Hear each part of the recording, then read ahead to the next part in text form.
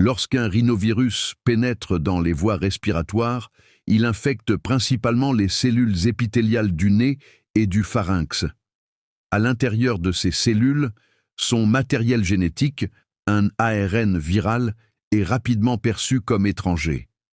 La cellule dispose en effet de véritables capteurs de danger, capables de reconnaître des signatures moléculaires typiques des virus. Dès que cet ARN est détecté, la cellule comprend qu'elle est attaquée. Cette reconnaissance déclenche immédiatement une série de signaux intracellulaires. En quelques minutes à quelques heures, des facteurs de transcription s'activent et pénètrent dans le noyau cellulaire. Leur rôle est de modifier l'expression des gènes afin de lancer une réponse d'urgence. La cellule commence alors à produire et à libérer des molécules appelées interférons, en particulier les interférons de type I et de type 3, très importants dans les muqueuses respiratoires. Ces interférons ne servent pas à éliminer directement le virus. Ils agissent plutôt comme des messagers d'alerte.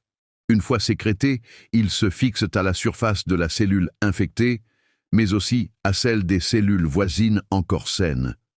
Ce signal provoque un changement profond de leur fonctionnement interne. Les cellules entrent dans ce que l'on appelle un état antiviral.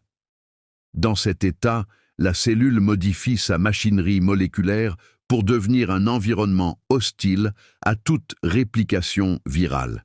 Elle active alors toute une batterie de gènes dits stimulés par les interférons. Certains de ces gènes bloquent la production de protéines virales, d'autres détruisent les ARN viraux, d'autres encore empêchent l'entrée des virus ou l'assemblage de nouvelles particules infectieuses. Le résultat est une cellule beaucoup plus difficile à exploiter pour n'importe quel virus. C'est à ce stade qu'intervient le lien avec la Covid-19.